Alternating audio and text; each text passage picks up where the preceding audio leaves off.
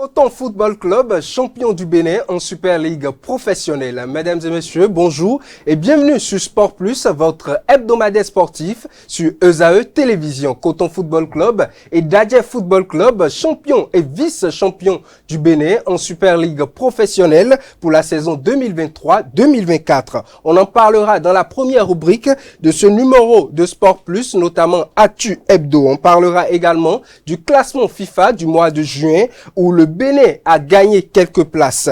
On va aborder le sacre de Odile Aronwanou au championnat d'Afrique en heptathlon. Dans le décryptage, la deuxième partie de ce numéro de Sport Plus, j'aurai avec moi Carles Kitome, notre visionnaire maison, et notamment Leandro Kodo, où on va décrypter les informations, notamment concernant la Super League professionnelle, où Coton Football Club est sacré champion, et Dadje Football Club vice-champion, les deux représentants notamment du Bénin pour la compétition africaine. Sans plus attendre, on aborde la première partie de ce numéro de Sport Plus juste après la pub. L'École supérieure d'administration, d'économie, de journalisme et des métiers de l'audiovisuel ESAE offre de nouveaux challenges pour l'année universitaire 2023-2024. Étudiantes et étudiants, parents d'élèves nouveaux bacheliers, ESAE, c'est la garantie d'une formation de qualité à des conditions très avantageuses. À Gbedjromede, à Papa, à Boumekalavi et Parakou, inscrivez-vous en administration générale, administration du travail et de la sécurité sociale, trésor et finances publiques, impôts, diplomatie et relations internationales, journalisme et métiers de l'audiovisuel, gestion des marchés publics, planification et développement local, sciences économiques, sciences juridiques et toutes les filières des sciences de gestion. ESAE vous offre des bourses, demi-bourses et de réductions pour les premières inscriptions dans toutes ces filières. Waouh! En licence 1, 2 et 3 et en master, bénéficiez jusqu'à 50% de réduction sur tous nos sites. N'est-ce pas génial? Infoline. ESAE Gbedjromede, 3e rue à droite en quittant le carrefour Le Jador pour la BIBE Jéricho ou au plus 229 90 93 65 21 98 98 14 00 à Kpakpa au plus 229 52 88 33 33 à Boumekalavi au plus 229 52 88 44 44 Parakou au plus 229 52 46 12 12. ESAE, l'excellence à un nom.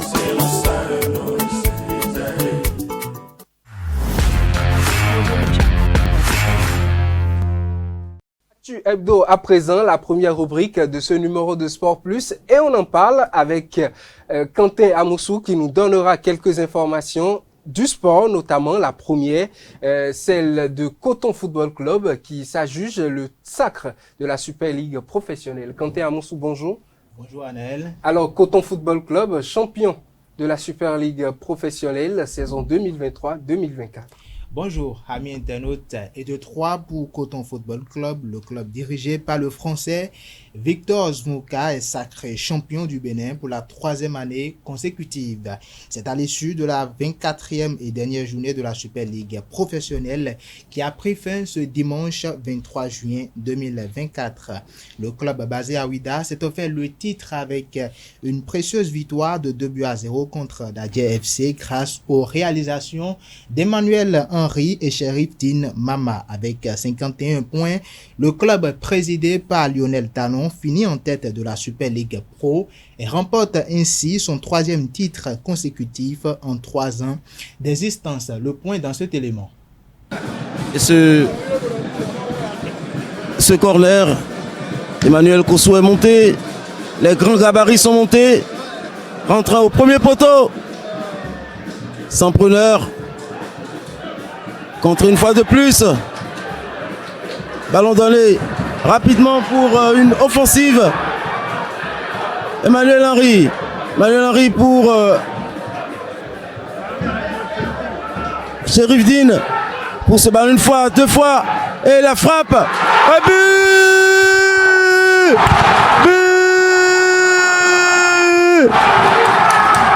Ouverture du score. C'est l'ouverture du score du côté d'un cotonculteur qui vient de surprendre les visiteurs. Belle inspiration de Cherifdine Mama. qui ont compris que la saison est terminée pour eux. Elle appelle le départ d'Hippolyte Sani qui trouve son partenaire en retrait. Bakary. Qu'est-ce qu'ils vont faire? Frappe et but! Au but! Deuxième but!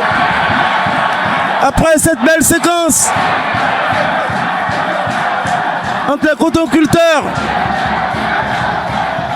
cette frappe qui a surpris Karim Rahman. Victor Zvonka s'exprime après cette victoire. Suivons ensemble. Écoutez, d'abord de la satisfaction, puis après tirer un grand coup de chapeau à mes joueurs. Parce qu'on est passé par des moments très difficiles.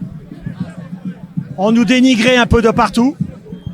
J'entendais des propos qui étaient très sévères à notre égard.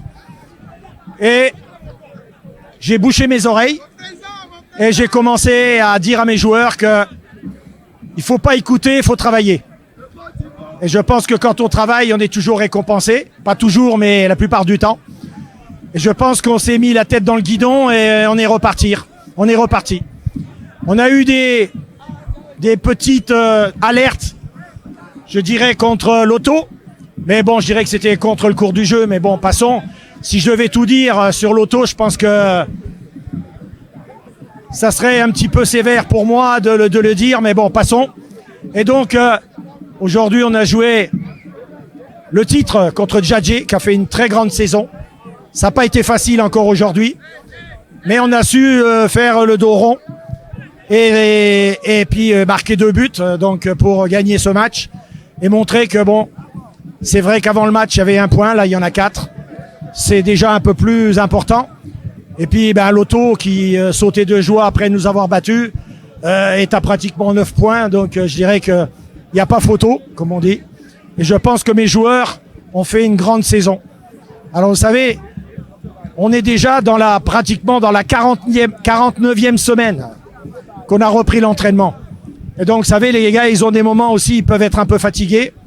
C'est vrai qu'on a eu beaucoup de chance pour les blessures. On a eu beaucoup de chance aussi pour la récupération. Djadje FC, de son côté, avec 47 points, remporte la médaille d'argent de cette Super League professionnelle saison 2023-2024. Et le club du Koufo a livré 24 matchs pour 19 buts encaissés, 30 marqués. Un palmarès qui fait du club du peuple la meilleure attaque de la Super League Pro cette saison. Sur l'ensemble de la Super League Pro, Djadje a fait 5 défaites, 5 matchs nuls et 14 victoires. Dans les autres matchs de cette 24e journée, l'Autopopo courbe l'Échine 1 but à 2 face à l'Aspac. L'AS Takouné s'impose 2 buts à 0 à Avrancourt face à Sobemap. Ayema, quant à lui, s'offre 3 points contre Damissa avec une victoire de 2 buts à 1. 3 buts à 1 pour Bani Gansé qui bat la JSP. Même score du côté des Dragons face aux Cavaliers de Niki. L'AS Cotonou tombe devant Espoir 1 but à 0 et match nul entre Dynamo d'Abomey et les Requins de l'Atlantique 2 buts partout. Alors côté classement, vous le savez déjà, Coton FC premier avec 51 points, champion du Bénin, et Djadje FC deuxième avec 47 points, vice-champion, vont représenter le Bénin en compétition africaine la saison prochaine. Coton FC représentera le Bénin en Ligue des champions de la CAF, tandis que Djadje FC sera l'ambassadeur du Bénin à la Coupe de la Confédération africaine de football. Si pour les cotonculteurs, c'est un exercice habituel qui n'a pas encore trouvé de solution efficace, vu les précédentes réalisations, il faut dire que Djadje FC fera son baptême de feu. L'Autopopo reste à la 3e place, Banigansé 4e, Dragon 5e, Dynamo d'Abomey 6e, Damissa 7e et Aspac 8e. Les Cavaliers sont 9e avec Espoir à la 10e position. Sobemap est 11e. 12e l'AS Takouné, 13e AS Cotonou, 14e Ayema et la GSP est 15e, ainsi que Requin qui ferme la Manche à la 16e place. Le classement FIFA, c'est une autre information dévoilée le jeudi dernier pour le mois de juin, a révélé une progression notable pour l'équipe nationale du Bénin qui a grimpé à la 97e de la 97e à la 91e place mondiale. Cette avancée significative est le fruit des performances impressionnantes de l'équipe dirigée par Gernot Rohr lors des éliminatoires de la Coupe du Monde 2026.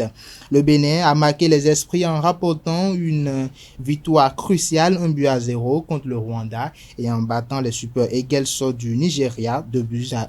Ces résultats ont propulsé les Guépards dans le top 20 continental, maintenant à la 19e place. En revanche, le Nigeria, qui était 3e au classement continental précédent, a chuté à la 5e place après un match nul contre l'Afrique du Sud et une défaite contre le Bénin qui gagne 6 places comme annoncé. Sur le plan africain, les équipes dominantes restent le Maroc, le Sénégal et l'Égypte, tandis que l'Argentine, la France et la Belgique conservent leur position de tête au niveau mondial. Cette évolution reflète non seulement les performances récentes sur le terrain, mais aussi l'impact direct sur le classement FIFA, illustrant ainsi la montée en puissance du football béninois à l'échelle continentale. Une autre discipline à présent, la 16e édition de la formation des jeunes officiels a démarré ce samedi 22 juin 2024 dans plusieurs villes du Bénin. Le lancement officiel a eu lieu à Parakou en présence des responsables de l'école de formation médico-sociale de Parakou dans le département du Borgo. Cette formation s'étendra jusqu'au mercredi 26 juin 2024 sur l'ensemble du territoire national. Organisée par le ministère des Sports à travers l'Office béninois du sport scolaire et universitaire au BSU, cette formation s'inscrit dans le cadre de la promotion du sport à la base.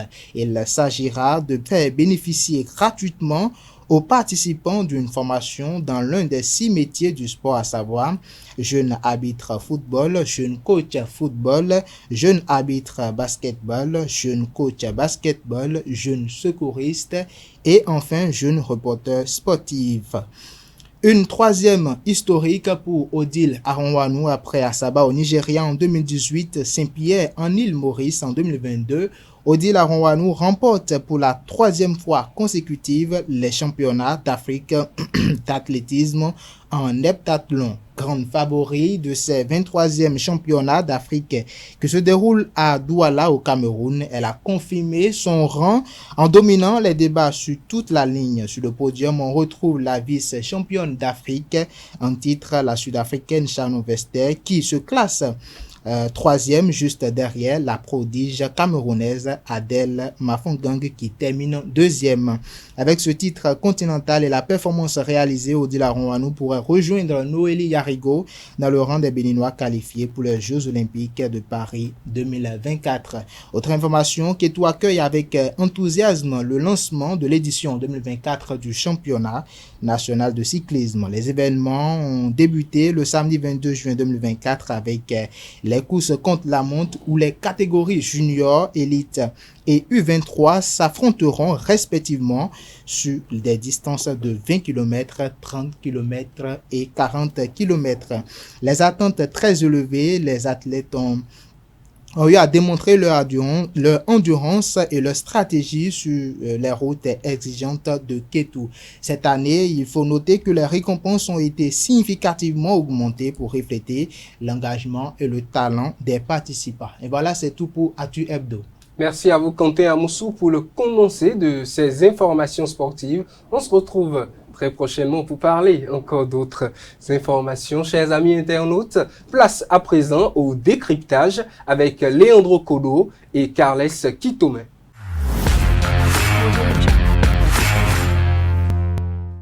Le décryptage à présent, Carles Kitome et Leandro Kodo, ils sont déjà sur le plateau. Leandro Kodo, bonjour. Bonjour Anaël. Mère Nature vous a battu un peu ce matin. Elle est en plein dans ses droits, donc rien à dire. Carles Kitome, bonjour à vous également. Bonjour Anaël, bonjour Leandro et bonjour à tous les fidèles de ESAE TV. Alors, on l'a dit sur ce plateau, on l'a longtemps dit, on en a parlé pratiquement depuis la reprise de notre hebdomadaire Sport Plus, le championnat national, la Super Ligue professionnelle. On est parti de la Ligue Pro, la Ligue professionnelle, la Super Ligue professionnelle à présent qui connaît son épilogue. Et on l'a dit, à la fin, 2 équipes, dont une championne, l'autre vice-championne. Il s'agit bien de Coton Football Club et d'Adjé Football Club. On a eu droit à une finale pratiquement du côté de Ouida, une finale qui a été commentée par Leandro Coro pour ESAE TV. Mais avant de venir à vous, puisque vous allez nous donner des détails de cette rencontre, Carles Kitome, le résultat final. Est-ce que cela, je sais que cela remplit vos attentes, mais étiez-vous surpris à la fin de la rencontre ou tout simplement c'était ce qui était souhaité? Coton 2, Dadje 0. Bon, il n'y a pas d'émotion à avoir, hein, parce que ça ne change rien. L'autre était déjà leader et l'autre son dauphin. Les 2 équipes ont fait ce qu'il fallait faire, mais ce match était décisif pour le titre de champion. Mais le titre de champion a des implications. Et nous avions dit sur ce plateau, quand je prédisais que Dadje allait être africain, mon vis-à-vis de ce joueur avait dit que Dadje n'avait même pas les moyens pour aller sur la scène continentale. Et donc, pour cette raison, lui, il jetait ses dévolus sur l'équipe de Lotto. Et j'expliquais déjà en ce moment que Lotto, certes, a les moyens, mais dans la dynamique et dans les productions qu'on voyait sur nos pelouses, que Dadje était plus à même de se qualifier, et c'est ce qui est arrivé. Et donc Dadje aujourd'hui est africain, et c'est tout ce qu'il fallait chercher avec Dadje, parce que déjà Dadje champion serait été beaucoup plus, l'équation serait difficile à résoudre pour Dadje, parce que pour aller sur la scène continentale en tant que champion, les données ne sont pas les mêmes. Donc Dadje, c'est la révélation de la saison. Moi, Coton, rien à dire. Je suis même pas surpris. Moi, je disais, depuis que Coton était 12e, j'avais déjà dit sur le plateau que Coton allait finir champion. Et ça s'est réalisé parce que j'ai vu l'équipe, je les ai vus dans leurs difficultés, mais j'ai vu la dynamique et j'ai vu qu'il y a eu un problème de communication entre Victor Zunka et ses poulains à un moment donné. Et dès que ça a été réglé, la mayonnaise a repris et puis ils ont repris du poids de la bête, ils sont revenus. Mais l'équipe qui a marqué cette saison, c'est Dadje FC. Et Dadje n'avait pas à être champion parce que ça aurait été très compliqué. Mais Dadje, c'est la révélation de la saison. Et la déception de la saison, c'est malheureusement Lotto. Alors, Leandro Colo, à entendre Carles Kitome, compte tenu des moyens de Dadje et compte tenu de ce qu'exige être champion d'un pays pour représenter ce pays-là en Ligue des Champions, est-ce qu'on peut dire que à un moment donné dans cette rencontre, avant les 2 buts, Dadje a levé le pied pour laisser passer son vis-à-vis? Attention, est-ce qu'ils ont levé le pied puisque je vous pose la question puisque vous y étiez. Est-ce que c'est à interpréter de la sorte? Puisque ils se sont débattus comme si c'était une finale. Et effectivement, donc on ne peut pas dire que Dadje a levé le pied. Non, pas du tout. Ils se sont battus. L'équipe dont on connaît les performances qui lève le pied face à sa prestation, on sent que vraiment ce n'est pas la même équipe. Mais ils ont été au charbon du début jusqu'à la fin. Dadje aurait pu changer quand même la donne. Je dirais changer la donne. On ne sait pas ce que ça aurait pu devenir si la première période bien dominée par Dadje, qui a raté aussi pas mal d'occasions. Déjà depuis la 2e minute, il se répondait du tac au tac. On n'a pas vu les 45 premières minutes. Il n'y a pas eu de répit. Non, il n'y a pas eu de répit. Et c'était un match très très physique. Alors pour moi, Dadje avait la possibilité de changer la situation. Je ne sais pas forcément gagner, mais ils avaient l'opportunité de semer le doute dans la tête, dans l'esprit de leurs adversaires. Qu'est-ce qui a manqué à l'équipe de Dadje dans cette partie? Moi, j'ai vu cette rencontre, je l'ai suivie à la télé. Je n'étais pas au stade, mais à voir l'équipe de Dadje, je peux le dire, ce qui a manqué, c'est la confiance du portier, notamment Karim Rahman, qui était trop sûr selon moi. Mais justement, l'excès de confiance, ça nuit. On l'a toujours dit, les parents l'ont toujours dit, l'excès de confiance, ça nuit terriblement. Et avant, si vous vous rappelez, depuis la Ligue Pro est passée, on est venu au championnat de première division. La Super Ligue Pro. Depuis qu'il a été rappelé, il a été appelé en sélection. Pendant ce temps, Lissassi a confirmé.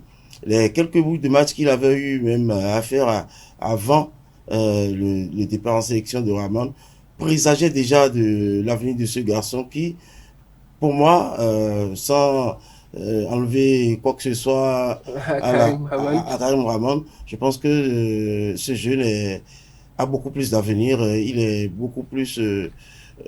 on peut placer sa confiance en lui parce que contrairement à Rahman il est revenu, il a retrouvé sa place de titulaire, mais il n'était plus du tout concentré. On a vu sur deux rencontres, il y a eu l'erreur au niveau de la rencontre avec Cavalier qui a fait encaisser le premier but. Exactement. Et notamment, on a vu le deuxième but face à Coton qui était un but qu'on pouvait éviter et le premier également un but sur le réflexe qui pouvait être empêché. Carles Kitome, est-ce que le problème était du côté de Dadje ou la performance était au top au niveau de Coton?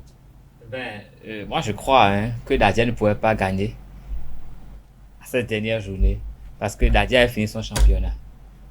À partir du moment où Dadje s'est rendu compte qu'il était déjà africain, il n'y avait plus d'enjeu. Donc, dans les têtes, le championnat était terminé. J'avais déjà dit sur ce plateau que Dadje finissait sa saison à la 23e journée, surtout s'il gagnait. Et comme Dadje a gagné à la 23e journée, c'était fini, il n'y avait plus championnat. Ils sont allés juste remplir une formalité. Donc ça, c'est la première donnée importante par rapport au résultat de ce match. Ils ont joué, ils ont fait ce qu'il fallait faire. Mais leur tête n'y était plus. Ce n'est plus la même envie de gagner qu'ils ont eu tout au long du championnat.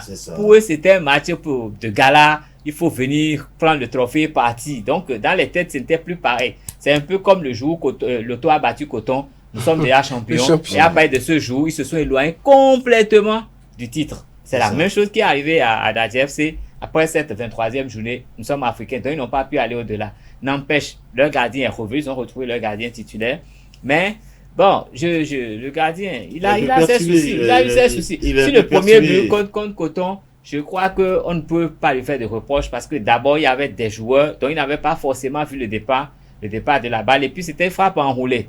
Donc, il n'a pas vu la balle venir. Donc, il n'était pas au top. Mais sur le deuxième, il n'était pas au top. Mais sur le premier, il n'était pas concentré parce que... Sur le deuxième. Oui, il voulait... Sur le deuxième but, il voulait anticiper. Il était là. Il était de l'angle fermé.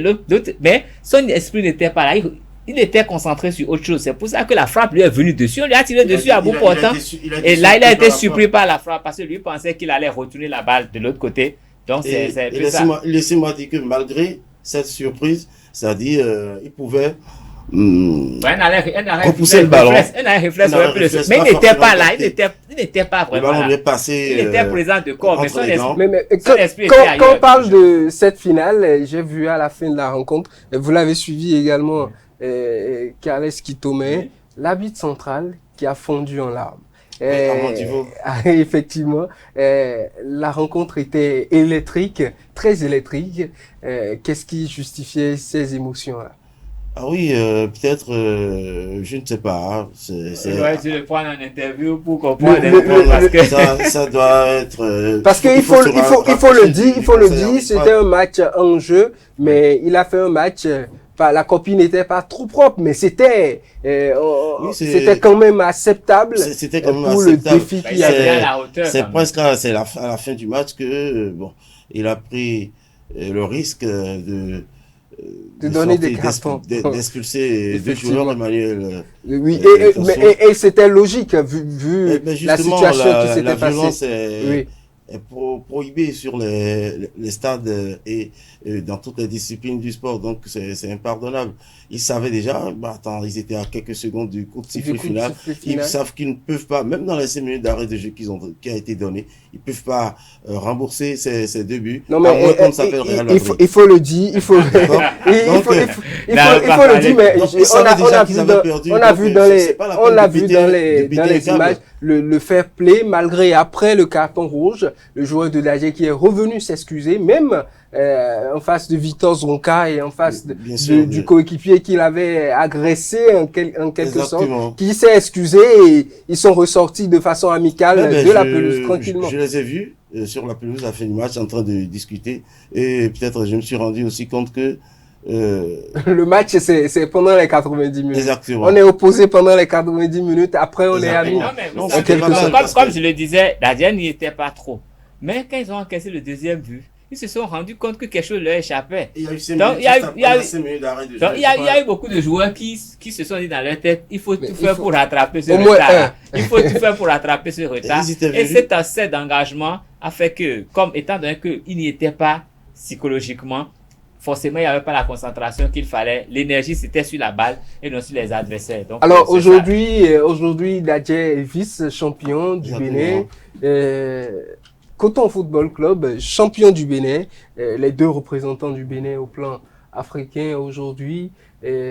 Coton sera en Ligue des champions. Ils y étaient déjà 2 fois. On sait un peu comment... Ils ont toujours rencontré l'ogre ivoirien. On sait un peu... Les mimosas à 5 mimosas d'Abidjan qui les a toujours écartés. Comment ça s'est passé les 2 précédentes fois?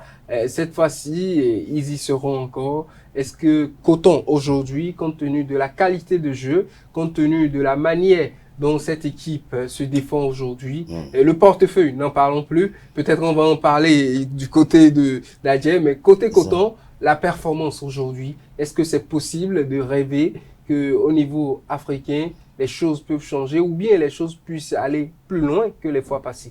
Mais déjà, moi je sais que ils vont tomber, pour les barrages, ils vont tomber sur un gros morceau. Ça, il faudrait prier pour qu'ils aient l'avantage du tirage au sort, qu'ils soient vernis pendant le tirage au sort. S'ils tombent sur une équipe jouable, ce serait bien pour eux. Ça ne veut pas dire qu'ils ne peuvent pas jouer n'importe qui. Mais s'ils tombent sur un adversaire qui est à leur portée, je pense que Coton se donnera beaucoup de chances de passer. Aujourd'hui, quand vous avez vu cette équipe jouer, est-ce que cette équipe, il manque des choses pour la compétition africaine? Non, comment dire, quand on sort du Bénin pour les compétitions, les joutes continentales, mais ce n'est pas de la blague, c'est pas donné à tout le monde de pouvoir tenir tête à des équipes qui sont habituées à ces types de compétitions.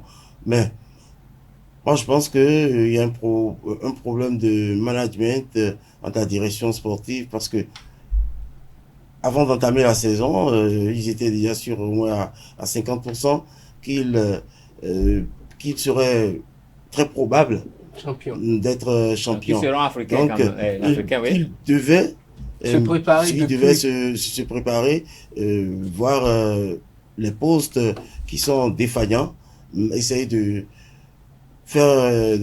recruter, j'allais dire, de nouveaux joueurs, les mettre dans la dynamique, les préparer pour la vision une vision de champion, comment dire, de compétition africaine. Mais là, pour le championnat béninois, le niveau du championnat béninois, ça va. Coton a un banc de touche très profond. Il y a beaucoup de joueurs de qualité pour le championnat béninois. Non, mais leur qualité, il a suffi qu'un joueur soit absent pour que l'équipe souffre énormément. Victor Zonka l'a reconnu, l'absence. Victor Zonka l'a reconnu, l'absence de Romari Kamoussou à un moment donné a fait régresser l'équipe et c'est ce qui a justifié la visite dans les profondeurs. Ou bien ça n'a pas suffi. Pour qu'il revienne, moi j'ai rencontré le psychologue ou bien le psychologue qui a été envoyé pour passer cette période. C'était pas du tout facile. C'est là, moi aussi, je me suis rendu compte, le psychologue, il a vraiment un rôle à jouer dans le sport. Dans une équipe, on a vu le résultat après avoir remonté le moral aux joueurs Il a fait un petit travail, mais on a vu, ça a commencé à prendre, Aujourd'hui, ils sont champions. Revenons aux phases continentales. Moi, franchement, je pense que sans, une fois de plus, enlever quelque chose au talent des joueurs et de l'entraîneur, je ne connais pas encore l'équipe qui va s'opposer à eux, mais moi, je pense franchement que ça va être chaud, très difficile compte tenu de la qualité. Ça sera difficile, non, mais déjà, ça fait déjà, ils ont l'expérience par 2 fois. Je crois que la 3e fois doit pouvoir être la bonne. Hein. Cette fois-ci, au moins, nous espérons que Coton va passer au moins le cap de ce barrage-là. Comme vous le disiez tantôt. D'abord, s'ils ont la chance d'avoir une équipe jouable, ils passeront certainement. Maintenant, même si l'équipe n'était pas jouable, avec l'expérience qu'ils ont aujourd'hui, 3 fois, il faudrait quand même qu'ils nous montrent quelque chose. Cette équipe, je ne sais pas s'il est déjà reconduit, mais Victor Zronka est en fin de contrat avec Coton. Je crois 3 ans de contrat. Oui, on a eu à en parler dans l'interview qui est passée peut-être tout à l'heure. On a eu à en parler. Bon, ils vont... la suite de l'interview, sûrement. Alors aujourd'hui, actuellement, c'est un point d'interrogation sur aujourd'hui, est-ce que la compétition africaine va se jouer avec Victor Zronka ou il y aura peut-être un autre? Je pense que le mieux, c'est que ce soit avec lui parce qu'il est là pour les 3 saisons. Il a été là. C'est lui. Il est champion les 3 fois. C'est son équipe. Donc, je crois qu'il doit pouvoir continuer cette dynamique pour cette campagne africaine. Mais un problème qu'on a toujours, un problème qu'on a reproché, en phase de un problème qu'on a souvent reproché à Coton, c'est le problème de la non-constance des joueurs. C'est-à-dire Coton liquide certains pour reprendre d'autres. Est-ce que c'est pas ça le nœud du problème de la phase continentale? Il faut retourner à la direction sportive. Parce qu'aujourd'hui, on voit quand Coton est champion, il y a beaucoup de départs, beaucoup d'arrivées. L'équipe veut se renforcer à l'intersaison, donc forcément, chaque équipe essaye de oui, laisser mais les joueurs qui ne sont pas forcément le renforcement aujourd'hui, de recruter. De quoi il parle? Le renforcement aujourd'hui, on a vu Dadje qui fait des renforcements, mais l'équipe a gardé un noyau. Un noyau que Coton ne conserve pas très souvent.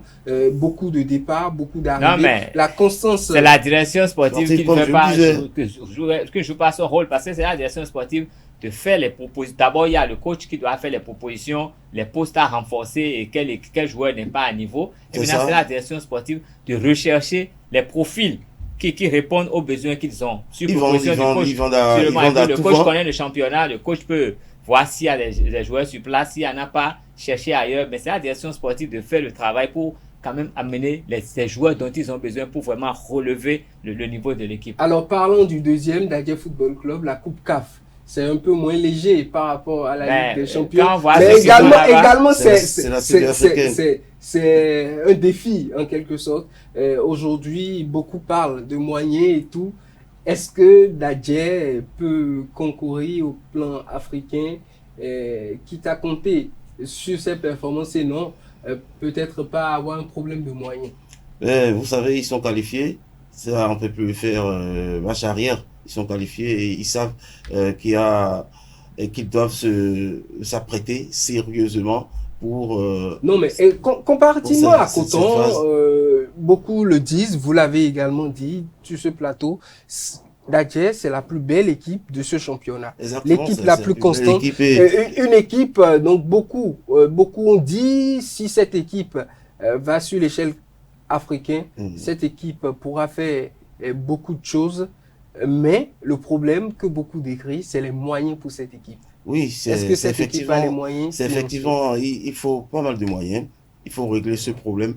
Maintenant, revenir à l'effectif actuel dont dispose le club. Et qu'est-ce qu'il faut faire et quel poste renforcer avant d'aller au barrage. Je pense que c'est le travail que la direction sportive auquel ils doivent s'atteler. Dans cette équipe quand même. Ouais, ben là, franchement, c'est la révélation. Je pourrais dire, c'est la meilleure équipe sur toute cette saison. Bon, je pense que c'est l'équipe qui s'est fait la mieux remarquer, l'équipe qui a été la plus constante. Donc, depuis, ils sont pas comme Coton était en pleine descente vers les profondeurs. Ils sont jamais allés aussi bas. Ils ont joué les premiers rôles jusqu'à la fin du championnat. Jusqu'à la fin. Donc ça veut dire qu'il y a un niveau de jeu qui a été conservé et par cette équipe. Comme vous le disiez, il y a un noyau qui a été conservé et ils savent comment fonctionne cette équipe. Donc, je pense que même si il fallait qu'ils recrutent d'autres joueurs peut-être à l'international, parce que là où on a besoin de joueurs pas des attaquants peut-être pour plus marquer. Mais surtout qu'on voit la dernière journée, je crois qu'ils ont besoin d'un tueur. Ils ont besoin d'un tueur. Mais non seulement ça, il faut on a quand même deux joueurs parce que dans cette attaque d'Adjei qui figure parmi les meilleurs buteurs du championnat. Mais oui. Par exemple David Cosmos, on a également Issa Issa. Deux joueurs qui sont complémentaires, 12 buts chacun mais ça n'a pas fonctionné. Ils vont peut-être s'adjuger les services peut-être d'un certain peut-être celui de Bani Gansé j'oublie le nom, Moussa Traoré Corso peut-être. Non mais Coton également peut se donner ses services pour la compétition africaine. C'est un profil de joueur qui n'a pas du tout peur de l'adversaire. Il n'a pas de difficulté à étaler son talent. Il n'a pas de difficulté à aller au charbon. Puisqu'on permet aux équipes de se renforcer, c'est clair. À les deux équipes ont besoin d'un certain Corso dans leur effectif. Ouais, je ne pas Corso, mais moi ce que je dis c'est comme Monsieur Karl l'a dit, il faut un tueur. D'abord, il faut un tueur en attaque et au milieu du terrain. Je ne vois surtout que le meilleur actuellement, Gislain Audo, qui est déjà du côté d'un second pour forcément il faut de la concurrence pour que ça marche, que ça carbure bien de classe et pouvoir le changer. Un joueur peut-être qui a eu déjà à goûter au jeu continental, qui a l'expérience de ces matchs, qui connaît le niveau, parce que c'est pas le même niveau que les championnats locaux. Le niveau est un peu plus élevé. Donc forcément, même si on n'a pas beaucoup d'argent, il faut un tueur. Il faut un tueur, il faut un 9 de classe et il faut quelqu'un de bien au milieu de terrain. Un 8, oui, parce que s'il y a un 8 il trouve un 8 de qualité, je pense que Gislain Audo pourra jouer en 6 aisément sans se projeter forcément vers l'avant. Je pense que ça va lui permettre d'économiser physiquement sur le terrain, parce que il joue en 6 et en 8 selon les phases de jeu, selon les compartiments dans lesquels il se retrouve. C'est quelqu'un qui ne s'économise pas du tout, qui est prêt à se sacrifier, toujours prêt à se sacrifier pour l'équipe. Donc moi je pense que si ça permettrait, pour finir, je pense que l'arrivée d'un 8 de classe permettrait aux Béninois de découvrir en fait le véritable talent de Gislain Audo, qui n'aura pas couru un peu partout. Il sera fixé sur son poste de 6, du cinquième défenseur, comme on le dit. Voilà, ça va lui permettre d'économiser de l'énergie. Ça va lui permettre d'être plus posé. De bien construire le jeu à la base, remonter correctement la balle. Alors, Leandro Kolo, Kales Kitome, certains disent que Adjei n'a pas les moyens et peut-être va penser à peut-être à des passations de place d'une certaine façon pour laisser peut-être Lotto, qui a plus de moyens sur papier, de manière officielle, que l'équipe du Koufo pour participer à ces compétitions africaines.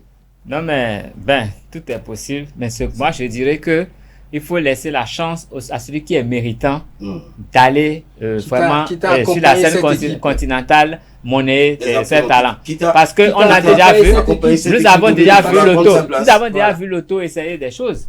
Ce n'est pas probant non plus. Donc pourquoi ne pas essayer d'Adjei? Maintenant, nous savons que les compétitions, c'est pas demain. Nous avons au moins 2-3 mois avant le début de ces compétitions. Et nous sommes un pays qui se respecte et qui veut se faire respecter.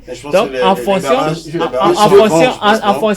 données, je crois que la fédération et le ministère doivent s'organiser pour mettre la fédération, le ministère et les dirigeants de ce club doivent se mettre en symbiose.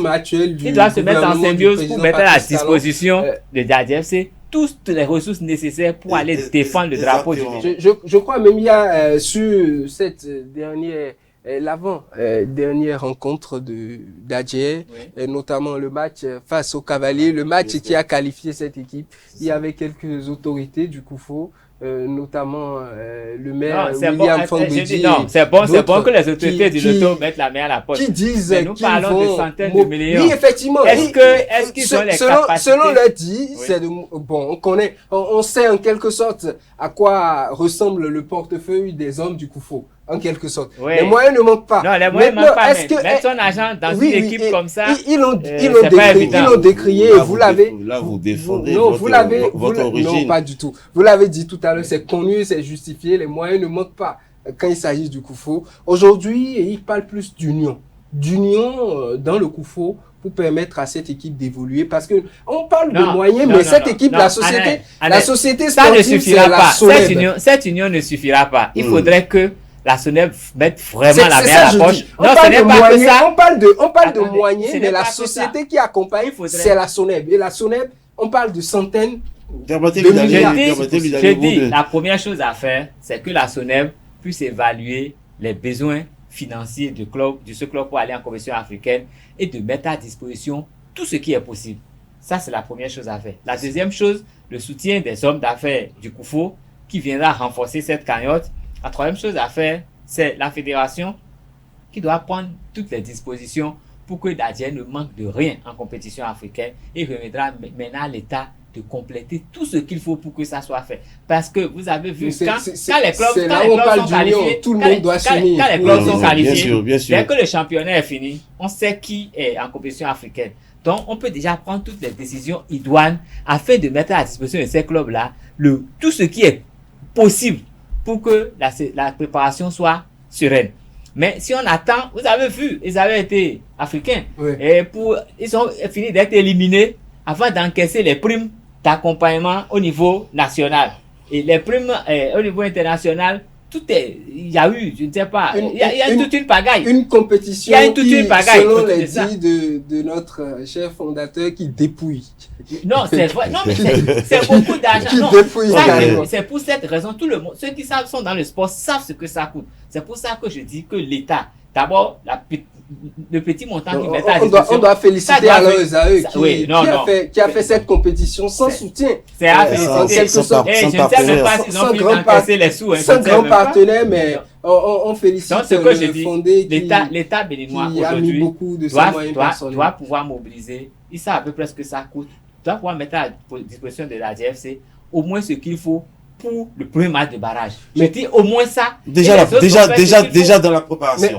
Dès maintenant, dès à présent, c'est pas demain. Souvent, ces types de préparation se font en dehors du Bénin. Aujourd'hui, je crois que même, en plus de ce que vous avez dit, je peux ajouter que quitte à seulement mobiliser les moyens et tout, je crois que pour réussir, et on l'a dit même ce matin dans d'autres émissions, pour réussir, il faut forcément prendre par les aînés, il faut prendre des conseils, il faut se demander comment les choses doivent se passer. Ezaeu a participé à ces compétitions et a réussi d'une certaine façon, puisqu'ils sont arrivés à un niveau où aucune équipe béninoise n'a atteint. Aujourd'hui, je pense que nos dirigeants, les dirigeants de ces clubs, doivent peut-être, quitte à ne pas se donner à l'école, ils doivent revenir, peut-être venir même dans les locaux de Ezaeu, prendre conseil de ces dirigeants, pour savoir comment cela s'est passé. Les gens qui l'ont fait vivent toujours. Donc, Effectivement. il faut leur faire appel, aller à l'école pour apprendre pour pouvoir mieux faire. Nous avons vu, l'auto c'est l'enfant de Ezaeu, mais l'auto en cohésion africaine n'a pas fait recours à cette ressource qui avait toujours marché. Et ça n'a jamais marché pour l'auto, il faut le dire. Mais maintenant, s'il y a un autre club, c'est mieux de revenir à la source pour prendre les recettes qui ont marché et d'essayer de les adapter à leur réalité pour se donner des chances d'aller de l'avant aussi. Parce que nous avons besoin de voir les clubs africains. Encore qu'il y a quelques joueurs dans ces équipes-là, notamment déjà même au niveau de Dadjer, qui a déjà quelques joueurs même de Ezaeu d'entre-temps qui ont participé à la compétition africaine.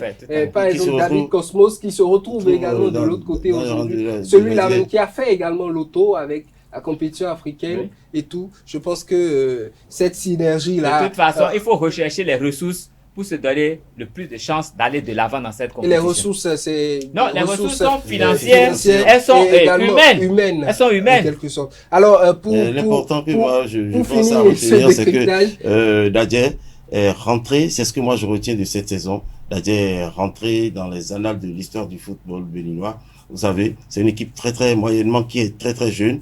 C'est là l'obligation de chercher des renforts un peu plus costauds, un peu plus... Sinon, ils sont vraiment jeunes, les joueurs de Dadje. Pas mal. Donc, prendre ces joueurs, aller directement, ces effectifs, sans les retoucher et aller vers les joutes continentales, c'est presque perdu d'avance. Mais faut les cette galvaniser, équipe, comme on disait depuis le début, ils ont un noyau. C'est une équipe en qui on peut avoir une confiance. Dernière question, Leandro Kolo, la déception de cette saison pour vous?